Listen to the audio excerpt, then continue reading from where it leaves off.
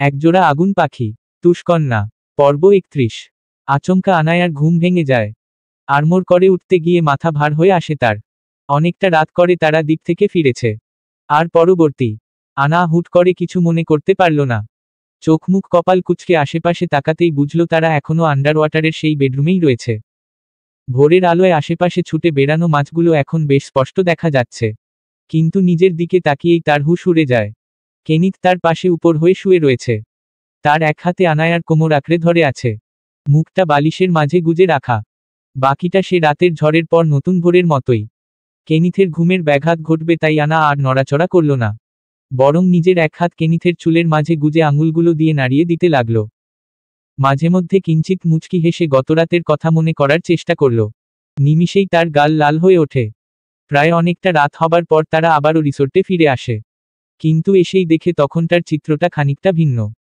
শুরুতে ফুল দিয়ে শুধু ফ্লোরে সাজানো রইলেও পরবর্তীতে এসে দেখে পুরো বিছানা সহ সর্বস্ব জুড়ে ফুল দিয়ে সাজিয়ে গুছিয়ে রাখা। আনা বুঝতে বাকি থাকে না কাজটা কে করেছে।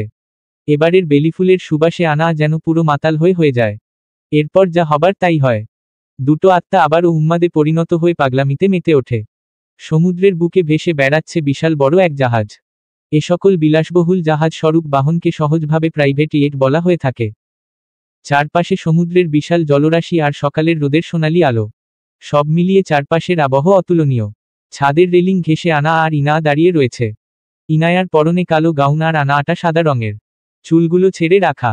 বাতাসের দরুন জামা চুল সবই উড়ছে। আনা সেই তখন থেকে একটার পর একটা গল্প বলেই যাচ্ছে আর ইনা চুপচাপ তা শুনছে। তার নজরও বিস্তৃত সমুদ্রের মাঝে। এদিকে কেনিথ আর পাভেল সানলাউঞ্জে আধশোয়া হয়ে বসে রয়েছে। দুজনের পরনেই হাফ স্লিভ টি শার্ট আর শর্টস। পাভেলের হাতে একটা ম্যাগাজিন, চোখে সানগ্লাস, মাথায় হ্যাট। কেনিথেরও তাই, তবে পাভেল যতটা মনোযোগী হয়ে ম্যাগাজিন দেখছে তেমনটা কেনিথের ক্ষেত্রে নয়। তার নজর আনায়ার দিকে। দূর হতে প্রায় অনেকক্ষণ সময় নিয়ে সে আনায়াকে ফলো করছে। আর এতক্ষণ পর এসে সে অনেকটা অস্থির হয়ে উঠেছে। কিছুক্ষণ চুপচাপ নিজেকে সামলে সে তার পা দিয়ে পাভেলের পা বরাবর খোঁচা দেয়। পাভেল শুরুতে কোনো সাড়া দেয় না। তার মনোযোগ আটকে রয়েছে ম্যাগাজিনে। এদিকে কেনিথ বিরক্ত হলে আরেকটু জোরে পা দিয়ে গুঁতো দিতেই পাভেল বিরক্তিতে বলে ওঠে, কোন শালা রে এ? আমি তোর শালা নই, তুই আমার শালা। এদিকে তাকা গাধা। কেনিথের কথা শোনামাত্র পাভেল মুখের উপর থেকে দ্রুত ম্যাগাজিন সরিয়ে পাশে ফিরে তাকায়। কেনিথের রাগান্বিত মুখের দিকে তাকিয়ে কিঞ্চিত ঢোক গিলে অপ্রস্তুত হয়ে মিনমিনিয়ে বলে, কি হয়েছে ব্রো, কোনো সমস্যা? কেনিথ কিছুটা দীর্ঘ শ্বাস ফেলে পাভেলর দিকে খানিকটা এগিয়ে বসে। অতঃপর পাভেলকে কিছু একটা বুঝিয়ে বলতেই সে বিস্তৃত মুচকি হাসে। ওর হাসিতে কেনিথ কিছুটা বিরক্ত হলেও কিছু বলে না।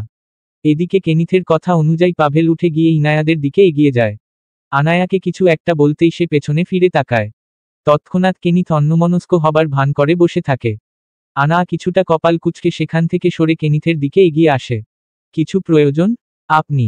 আনায়ার কথা শেষ হবার পূর্বেই কেনিথ গম্ভীর্যের সাথে উঠে দাঁড়ায়। জাহাজের ভেতরের দিকে এগিয়ে যেতে যেতে আনায়ার উদ্দেশ্য নিরেট স্বরে আওড়ায়, হেই ব্লাড, ভেতরে আয়। এই বলামাত্রই কেনিথ ভেতরের দিকে এগিয়ে যায়। এদিকে আনা কপাল কুঁচকে দাঁড়িয়ে থাকে, এই ভেবে যে হঠাৎ হলোটা কি। আনা ভেতরের কেবিনের দিকে এগিয়ে যেতে লাগলো। চারপাশে মানুষজন নেই বললেই চলে। প্রাইভেট ইয়েট হওয়ায় তারা সহ প্রয়োজনীয় খুব অল্প মানুষই এখানে রয়েছে। আনা এদিক সেদিকে তাকিয়ে কেনিথকে খুঁজতে শুরু করে। এরপর ধীরে ধীরে তাদের কক্ষের দিকে এগিয়ে যেতে লাগলো। এরই মাঝে আচমকা হাতে সজোরে টান পড়ায় আনা আকস্মিক আঁতকে উঠল। কিন্তু ততক্ষণে সে কক্ষের ভেতরে প্রবেশ করেছে। কেনিথ তার সামনে নির্বিকারে দাঁড়িয়ে। এক হাত তার কোমরে, অন্য হাত তার কাঁধের কাছে দেওয়ালের সাথে ঠেকানো। কিন্তু নিজের সামনে হঠাৎ এভাবে কেনিথের উপস্থিত আনায়ার বোধগম্য হল না। আর না বুঝতে পারল কেনিথের অদ্ভুত অভিব্যক্তি। আনা কপালটা খানিক কুঁচকে বলে উঠল, এসব কি শুরু করেছেন? এসবের মানে কি?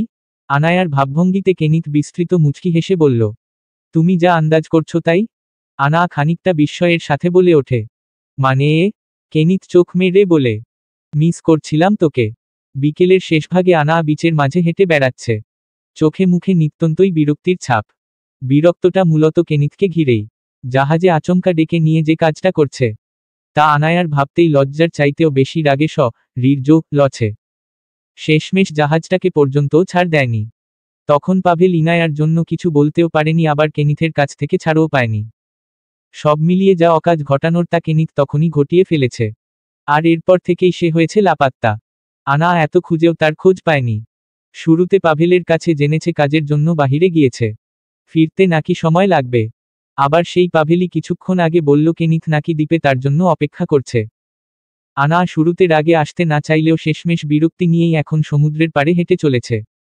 কিন্তু কোথাও কেনিথের দেখা নেই। আনা অনেকটাই বিরক্ত হলো। বিরক্তিতে তার চোখ মুখ কুঁচকে যায়। কিছুটা পোক্ত হয়ে দ্বীপের জঙ্গলের দিকে এগিয়ে যায়। জঙ্গল হলেও জায়গাটা একদম পরিষ্কার পরিচ্ছন্ন। চারপাশে শুধু বড় বড় নারিকেল গাছ। সামনের দিকে কিছুটা ঝোপঝাড়ও অবশ্য রয়েছে। আনা এগোতে এগোতে এই জায়গাগুলোতে আশপাশ দিয়ে হাঁটতে শুরু করে। ঠিক তখনই তার মনে হয় কেউ তাকে আশপাশ থেকে দেখছে। আনায়ার কপাল কুঁচকে যায়। এত বড় দ্বীপে সে ব্যতীত কেউ নেই। যদিও কেনিথের এখানে থাকার কথা, কিন্তু তার কোথাও তো দেখাই মিলছে না। হেই ব্লাড, এদিকে আয় তো একটু। আচমকা কেনিথের আওয়াজে আনা কিঞ্চিত কেঁপে ওঠে। কিছুটা বিস্মিত চোখে এদিক ওদিক তাকাতে শুরু করে। বুঝতে পারছে না আওয়াজটা কোথায় থেকে এলো। অমনি সে খেয়াল করে ঝোপঝাড়ের ভেতটা কেমন যেন নড়ে উঠল। আনা কপাল কুঁচকে বলে, আপনি কি এখানেই আছেন? এই ঝোপঝাড়ের মধ্যে? কি করছেন আপনি? প্লিজ আয় না, তাড়াতাড়ি, হেল্প লাগবে তোর। আবারও কেনিথের আওয়াজ শোনা যায়, তবে কিছুটা করুণ স্বরে। আনা কিছুটা উদ্বিগ্ন হয়ে ওঠে। আশপাশে তাকিয়ে ঝোপঝাড়ের দিকে এগিয়ে যায়। শুরুতেই বিশাল বিশাল নারিকেল গাছ দেখে সে কিছুটা আতঙ্কিত। বুঝতে পারছে না কেনিথ এখানে কেন, আর সে করছেই বাকি। কিন্তু যেই না আনা ঝোপঝাড় সরিয়ে ভেতরের দিকে এগিয়ে যায়, অমনি সে সম্পূর্ণ স্তব্ধ হয়ে দাঁড়িয়ে যায়। বাহির থেকে যা ভেবেছিল ভেতরে তা সম্পূর্ণই ভিন্ন। আর কেনিথ, সে তো দুটো নারিকেল গাছে বাঁধানো হ্যামকে আরামের সাথে শুয়ে দুলছে। পরনে শুধু হাঁটু সমান শর্ট প্যান্ট, উন্মুক্ত বুক, অথচ চোখে সানগ্লাস। এক হাতে একটা ডাব, অন্য হাতটা অবশ্য মাথার নিচে। দোলনায় দুলে দুলে মনের সুখে স্ট্র দিয়ে ডাবের পানি খেয়ে যাচ্ছে।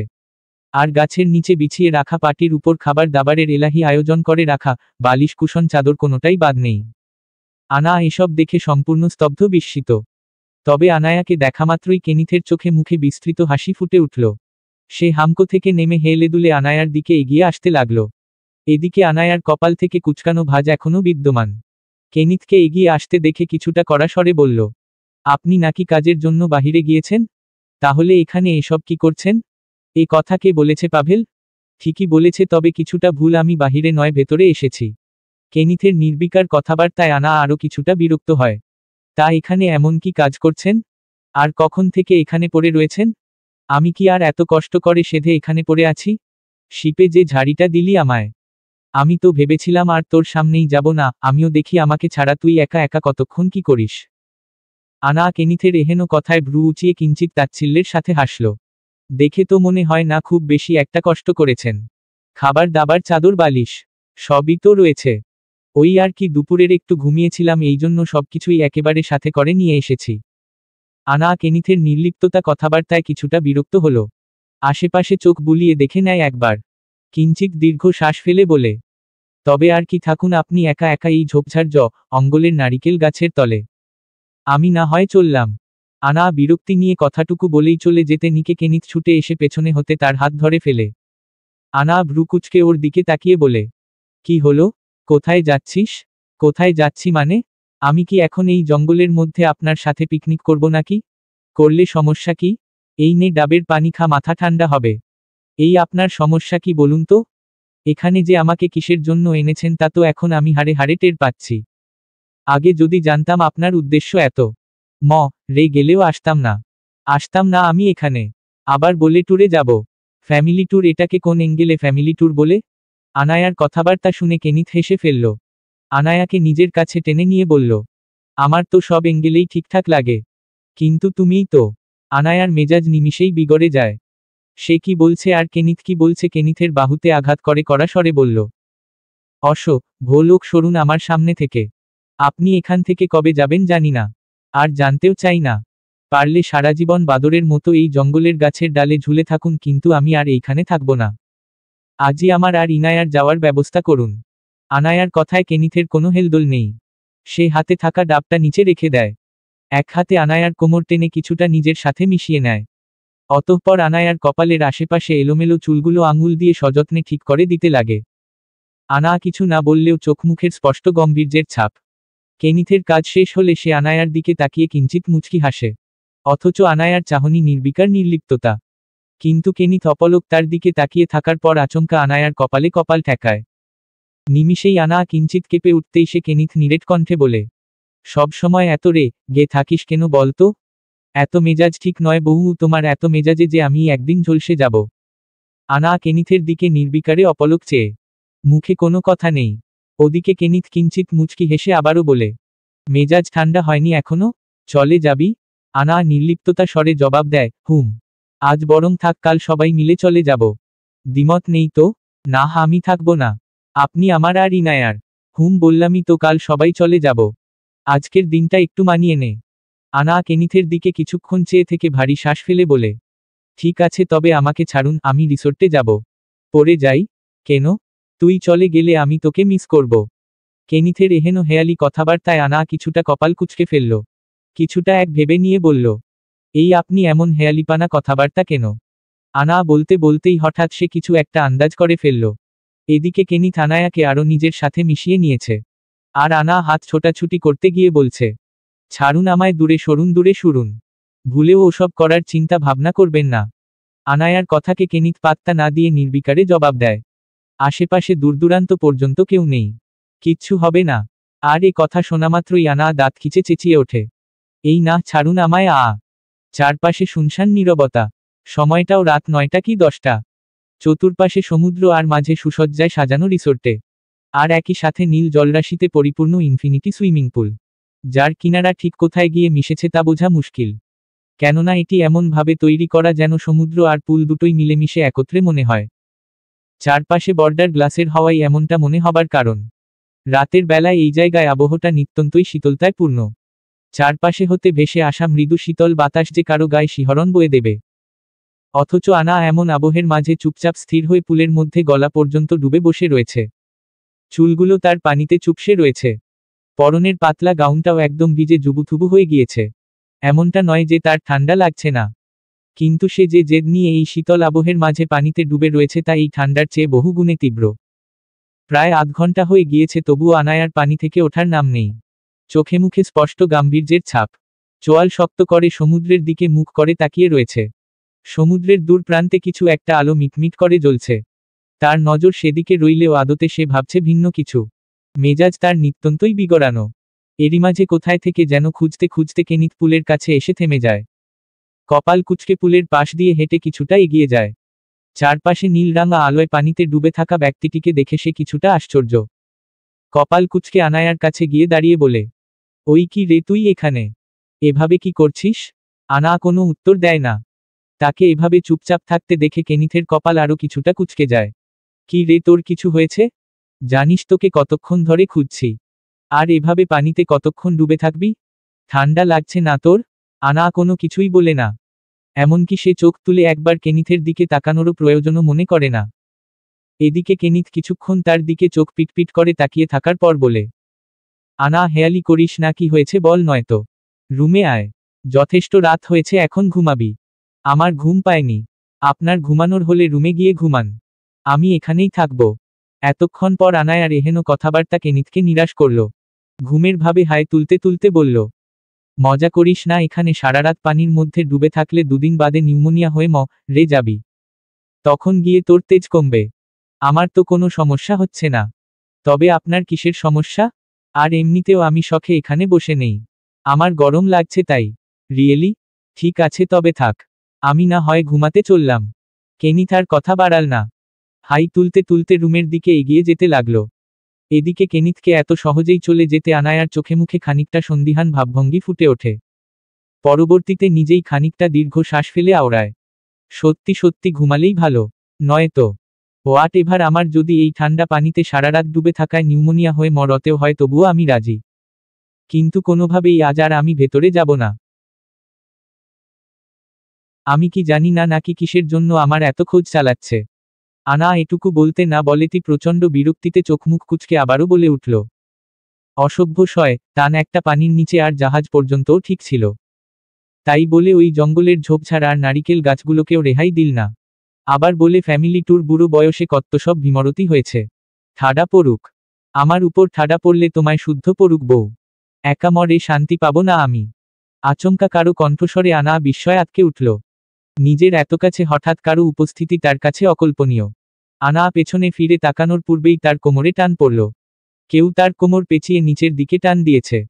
ঘটনাটা এতে দ্রুত ঘটে যে আনা আর নিজেকে সামলাতে পারে না, বরং তার পূর্বেই সম্পূর্ণ অপ্রস্তুত হয়ে পানির নিচে চলে যায়। নিমিষেই নাক মুখ দিয়ে পানি প্রবেশ করে, তার দম বন্ধ হয়ে যাওয়ার উপক্রম। অথচ এমন মুহূর্তে সে পানির নিচে স্পষ্ট কেনিথের উপস্থিত টের পায়। কোনোমতে চোখ খুলে তাকাতেই দেখে পানির নিচের কেনিথের ঠোঁটে বিস্তৃত হাসি ঝুলছে। অথচ তার দম বেরিয়ে যাওয়ার উপক্রম হয়েছে। আনা বাঁচার জন্য হাত ছোটাছুটি করতে নিলেও তার মনে হয় সব শক্তি ফুরিয়ে আসছে, অথচ কেনিথের শক্ত বাঁধন থেকে ছাড়া পাচ্ছে না। এদিকে আনায়ার এহেন অবস্থা দেখে কেনিথ আনায়াকে নিয়ে পানির উপরে ওঠে। আচমকা শ্বাস ফিরে পেতেই আনা যেন নিজের প্রাণ ফিরে পায়। বিস্মিত চোখজোড়া, এলোমেলো নিঃশ্বাস, এখন শুধুই বাঁচার চেষ্টায় রয়েছে। অথচ কেনিথের এসবে কোনো হেলদোল নেই। সে মিটমিট করে হেসে চলেছে। আনায়ার হাত দুটো কেনিথ বাহু আর কাঁধের কাছে নিস্তেজ হয়ে পড়ে রয়েছে। আনা কিছুটা স্বাভাবিকভাবে শ্বাস নিতে লাগলে কেনিথ খানিকটা তাচ্ছিল্যের সাথে হেসে বলল, তাই তো বলি, আমার বউ এই রাতের বেলায় এমন ঠান্ডা মাঝেও কিভাবে পানিতে ডুবে রয়েছে। এখন তো দেখি বউয়ের ভেজে পুলের পানি পুরো টগব গিয়ে উঠতে। কখন না জানি আমি সেদ্ধ হয়ে যাই। আপনি আপনি এখা নে কখন?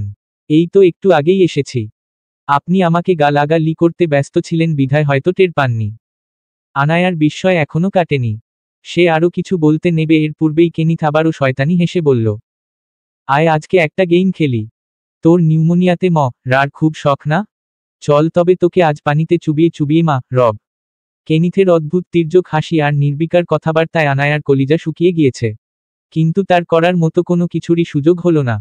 বরং তার পূর্বেই কেনিথ আনায়াকে একদম নিজের সাথে মিশিয়ে নেয়। দু হাতে আনায়ার কোমর আর পিঠ আঁকড়ে সোজা পানির নিচের দিকে ডুব দেয়। আনা হাত ঝাপটে কেনিথকে দূরে সরাতে গিয়েও পারে না। কেনিথের গায়ে খামচে নখের আঁচড় বসায়, তবুও যেন কেনিথের মাঝে বিশেষ কোনো প্রতিক্রিয়া ঘটে না। আনায়ার অবস্থা যখন আবারও নাজেহাল, ঠিক তখনই কেনিথ তাকে নিয়ে পানির উপরে উঠে আসে। কিন্তু এবার আনায়ার অবস্থা আগের চেয়েও বেহাল হয়ে গিয়েছে। চোখজোড়া নিভু নিভু নিস্তেজ, শ্বাস নিতেও তীব্র কষ্ট হচ্ছে। জোরে জোরে অনবরত হাঁপিয়ে চলেছে সে। অথচ কেনিথ নির্বিকারে বলল, এটুকুতেই হাঁপিয়ে গেলে চলবে? সারা রাত তো এখনো বাকি রয়েছে। তারা মাই ব্লাড ডড।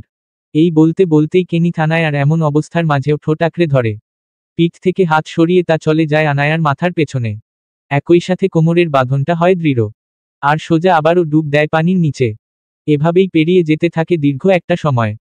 আনা যে এখন পুরোপুরি নিশ্চিত তার এত চেষ্টার পরও আজ সে এখান থেকেই বাঁচবে না। শেষমেশ কেনিথ এই শুনশান নিস্তব্ধ জলরাশির মাঝেই শেষ অঘটনটা ঘটিয়ে ছাড়বে। এখনো ভোরের আলো ফোটেনি। চারপাশটা এখনো কুয়াশা জড়ানো আধারে ঢাকা। ধীরে ধীরে সমুদ্রের এক কোণা হলে সূর্যের মৃদু লালা আভার দেখা মিলছে। এদিকে বেডরুমে বিছানার উপর গুটিয়ে বসে থাকা আনায়ার অবস্থা বেহাল। চুলগুলো এখনো হালকা ভেজা ভেজা, গায়ে জড়ানো ভারী সাদা কমফোর্ট। শরীর ঠান্ডায় অনবরত কাঁপছে, মাথা ভারী হয়ে রয়েছে। কিছুক্ষণ পর পর হাঁচি দিয়ে চলেছে। নাক ঠোঁট লাল টকটকে হয়ে গিয়েছে। চারপাশের জানালা দরজা সব বন্ধ, যাতে বাহিরের বাতাস ভেতরে ঢুকতে না পারে। এছাড়া রুমের মধ্যে আলাদাভাবে হিটার তো রয়েছেই। আনা এই রাতের কথা আর মনে করতে চায় না। তার মেজাজ গরম করার মতো পরিস্থিতি আর এখন নেই। কাল রাতে সুইমিং পুলে কেনিথ যে পাগলামি করেছে তাতে আনায়ার দুনিয়াতেই থাকার শখ মিটে গিয়েছে। আপাতত সব চিন্তা বাদ দিয়ে বাঁচার চিন্তা করে যাচ্ছে। এরই মাঝে কেনিথ দরজা ঢেলে রুমের ভেতর প্রবেশ করল। রুম জুড়ে গ্লাসের দেওয়াল হওয়ায় আনা শুরুতেই তা খেয়াল করেছে, যার ফলে কেনিথ এই আগমন তার পছন্দ নয়। এদিকে কেনিথ রুমে এসে দরজাটা আবার লাগিয়ে দেয়।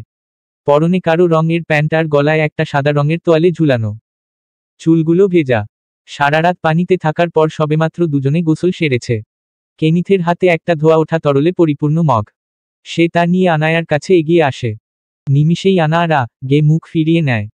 কেনিথ তা দেখেও না দেখার ভান করে। এই নে, এটা খেয়ে নে, কিছুটা ভালো লাগবে। আনা তীক্ষ্ণ স্বরে জবাব দেয়, খাবো না আমি, নিয়ে যান এসব। এটা খেয়ে একটা পেইন কিলার খেয়ে নে। জেদ করিস না, বললাম তো খাবো না আমি। এ কথা শোনামাত্রই কেনিথ আনায়ার মাথার পেছনে হাতের তালু দিয়ে খানিকটা সজোরে বাড়ি দিয়ে বলল, খাবি না কেন? আচমকা এহেন কাণ্ডে আনা নিজেকে সামলাতে না পেরে কিছুটা সামনের দিকে ঝুঁকে পড়ে। পরবর্তীতে নিজেকে সামলে নিয়ে কেনিথের দিকে কড়া চোখে তাকিয়ে বলে, বেশি হচ্ছে কিন্তু, বাড়াবাড়ি করলে আমি কিন্তু সত্যি সত্যি সমুদ্রে ঝাঁপ দেব। তো তাতে আমার কি হবে? তুই মরে গেলে আমি আরেকটা বিয়ে করে বউ আনব। এবার পুরো লাল টুকটুকে বউ। কোনো রেড কালারের ঝগড়াটে শাকচুন্নিকে নয়। কেনিথের এহেন নির্লিপ্ততা কথা শুনে আনা মুখ ফিরিয়ে নেয়। রাগে শরীর তার গিজগিজ করছে। এমন মুহূর্তে কেনিথ কিছুটা দীর্ঘ শ্বাস ফেলে বিছানায় উঠে বসে। আনায়ার মুখোমুখি হয়ে বিছানার মাঝ বরাবর বসে তার দিকে মগটা এগিয়ে দেয়। অথচ আনা ফিরিয়েও সেদিকে তাকায় না। কেনিথ আনায়ার হাত ধরতে নিলেও আনা নিজের হাত সরিয়ে নেয়। তারা মাইবলা ড রাখুন আপনার আলাপ, না আমি আপনার কোনো চাঁদ তারা আর না কোনো টলটলে রত। এসব ঢং বাদ দিন। আনায়ার করা কথায় কেনিথ কিঞ্চিত ঢোক গিলে ঠোঁট ভিজিয়ে নেয়। অতঃপর আবারও একদম শীতল কণ্ঠে বলতে শুরু করে, শুন না, আমার দিকে একটু ফিরে তাকাও। এই আনা। আনা এবারও নিশ্চুপ। কেনিথের কোনে কথাই যেন তার গায়ে লাগছে না। কেনিথ আনায়ার এহেন ভাবগতিকে খানিকটা নিরাশ হয়ে ভারী শ্বাস ফেলে। অতঃপর আনায়ার দিকে আরও কিছুটা এগিয়ে বসে বাচ্চাদের মতো ভঙ্গিতে ধীরস্বরে টেনে টেনে বলতে শুরু করে, বউ ও বউ, শুন না, আর কত রাগ করে থাকবি? এবার তো একটু আমার উপর দয়া মায়া কর। এদিকে একটু চেয়ে দেখ তোর অবলা নিষ্পাপ বরটা, তার একমাত্র বউয়ের বিরহে আধমরা হয়ে যাচ্ছে। আনা এবার মুখ ফিরিয়ে তাকায়। কেনিথের দিকে তীক্ষ্ণ দৃঢ় দৃষ্টি নিক্ষেপ করে ঝাঝালো স্বরে বলে উঠল, সব সময় অভিনয় ভালো লাগে না, আর সবকিছুর একটা লিমিট রয়েছে। কিন্তু আপনি সব সীমা অতিক্রম করেছেন। এমন সিচুয়েশনেও কেনিথের কেন জানি হাসি পেল। কিন্তু এ মুহূর্তে হেসে ফেললে তুলকালাম কাণ্ড বেঁধে যাবে। কেনিথ নিজেকে কোনো মতে সামলে নিয়ে তৎক্ষণাৎ বলে উঠল, আচ্ছা সরি, আর কখনো এমন কিছু করব না। সরি বললেই সব মাফ? আপনার সরি আপনি ধুয়ে ধুয়ে খান। আহা, এত রাগ তো ভালো নয়। হ্যাঁ, এত রাগ যেমন ভালো নয় তেমনি আমিও ভালো নই। তাই দূরে থাকুন। সব সময় আমি যদি এত দূরে দূরে থাকি তবে আমাদের ফুটবল টিমের কি হবে? ওরা তো এই জন্মেও আসতে পারবে কিনা সন্দেহ। দেখুন, সব সময় এসব মজা ভালো লাগে না। আপনি কি করেছেন একবার ভেবে দেখুন। আনায়ার অভিব্যক্তি নিরেট হলেও কেনিথ মিটমিট করে হাসছে আর কথা বলছে, কি করেছি? সারা রাত আমারকে পানিতে চুবিয়ে আধমরা বানিয়ে এখন বলছেন কি করেছেন? শুধু কি পানিতে চুবিয়েছি? আর কিছু করিনি?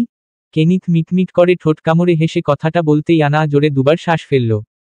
কেনিথের দিকে কড়া চোখে তাকিয়ে থাকতে থাকতেই বলল, হয় আপনি আমার সামনে থেকে বেরিয়ে যান, নয়তো আমি চলে যাচ্ছি। আপনার সবসময় এত রং তামাশা আমার সহ্য হচ্ছে না। তা সহ্য হবে কেন? প্রতিবার ঘটানোর পর ভাবটা এমন দেখাও যে সব মনে হয় আমিই জোর করে করেছি। অথচ কিছু সময় পর যখন গিরগিটির মতো চেঞ্জ হয়ে নিজের আসল রূপটা দেখাও। আসল রূপ বলতে কি বোঝাতে চাইছেন? কেনিথ কিঞ্চিত ঠোঁট কামড়ে হেসে বলল, আমার চেয়ে যে তুই নিজে প্রতিবার বেশি উত্তেজিত থাকি, সেটা কি মিথ্যে? নিমিষেই আনায়ার অভিব্যক্তি স্ফোরকের ন্যায় উজ্জীবিত হয়ে ওঠে। অথচ একই সাথে তার গালও গরম হয়ে গিয়েছে। ওদিকে কেনিথ তা দেখে নিজের এ কথা বলা মাত্রই খিলখিল করে হাসিতে মেতে উঠল। কিন্তু আনায়ার গাম্ভীর্যের ভাবভঙ্গিতে বিষয়টা এখনই থামাতে চাইল, নয়তো পরবর্তী আবার সিচুয়েশন হাতের বাহিরে চলে যাবে। আচ্ছা, আর এসব বলবো না। আর প্লিজ এবারের মতো মাফ করে দে। বিশ্বাস কর, আমি আর কখনো এসব কাজ করব না। একদম ভালো হয়ে যাব পাক্কা। হা হা, আপনি? তাও আবার ভালো? তো তুই দেখে নিস, আমি একদিন অনেক ভালো হয়ে যাব। যেদিন ভালো হবেন সেদিন বিশ্বাস করব, তার আগে নয়। আচ্ছা এসব বাদ দে, আগে এটা খেয়ে নে। আনা ধোয়া ওঠা মগের দিকে তাকিয়ে ভ্রু কুঁচকে বলে, কি এটা? কেনিথ কিঞ্চিত ঠোঁট কামড়ে মুচকি হেসে জবাব দেয়, আমার হট বউয়ের জন্য স্পেশাল হট চকলেট। আমি নিজ হাতে বানিয়েছি। টেস্ট অসাধারণ, কিন্তু তোর চেয়ে বেশি না। এ কথা শুনে আনা চোখ রাঙিয়ে দাঁত কিরমির করে তাকালে কেনিথ কিঞ্চিত ঢোক গিলে বলে, আহ সরি, আমাকে তো আবার ভালো হতে হবে। কেনিথ এটুকু বলেই আলাভোলা চেহারা বানিয়ে আনায়ার হাতে মগটা ধরিয়ে দেয়। আনা দীর্ঘ শ্বাস ফেলে খেতে শুরু করলে কেনিথ আনায়ার পেছনে গিয়ে হাঁটু গেড়ে বসে নিজের গলা থেকে তোয়ালেটা নামিয়ে আনায়ার চুলগুলো দুহাতে ধীরে ধীরে সযত্নে মুছে দিতে লাগে। কেমন হয়েছে? আনা খাওয়ার মাঝে কেনিথের প্রশ্নে কিছুটা থমকে যায়। পরবর্তীতে মাথা নাড়িয়ে বলে, ভালো। শুধু ভালো? ওদিকে কেনিথ এখনো নিজের কাজ সযত্নে করে যাচ্ছে। এই কাজটা করতে কেন যেন তার বরাবরই ভালো লাগে। আর আনা এবার খানিকটা ঠোঁট উল্টিয়ে মিনমিনিয়ে বলে, না, অনেক ভালো। আনায়ার কথা শুনে কেনিথ কিঞ্চিত মুচকি হাসে। অতঃপর দীর্ঘ শ্বাস ফেলে বলে, হেই ব্লাড। ভেবেছি এখান থেকে সোজা রাশিয়ায় যাব। পরবর্তীতে কি করব জানি না। তবে তোর কথা ভেবে যতটুকু বুঝলাম, আমার আপাতত ওখানে যাওয়াটাই বেস্ট ডিসিশন হবে। তোর কোনো সমস্যা নেই তো? আনা পাশে ফিরে মাথা উঁচিয়ে কেনিথের দিকে তাকায়। কেনিথ কিঞ্চিত মুচকি হেসে বলল, কি হলো? কোনো আপত্তি নেই তো? আনা কিছুক্ষণ ভেবে নিয়ে বলল, না, কোনো আপত্তি নেই। আনায়ার সম্মতিতে কেনিথ বিস্তৃত মুচকি হাসে। আনায়ার কপালে ঠোঁট ছুঁয়ে ছোট্ট করে চুমু একে দেয়। আচমকা এহেন কাণ্ডে আনা কিঞ্চিত চমকে ওঠে, চোখের পলক ঝাপটায়। কেনিথ আবারও মুচকি হেসে আনায়ার নাক বরাবর নাক ঘষে দিয়ে আলতোভাবে ঠোঁট ছুঁয়ে বলে, now it's time to start uh new chapter of our story. চলবে।